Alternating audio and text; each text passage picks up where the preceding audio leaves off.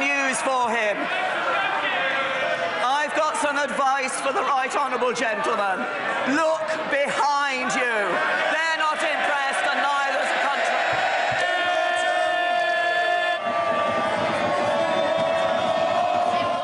Thank you, Mr. Speaker. You helpfully circulated an update on the behaviour in this place. Now, this year, when we've been celebrating 100 years of women getting the vote, do you think it's appropriate language, can I ask my right honourable friend, to call people a stupid women in this chamber?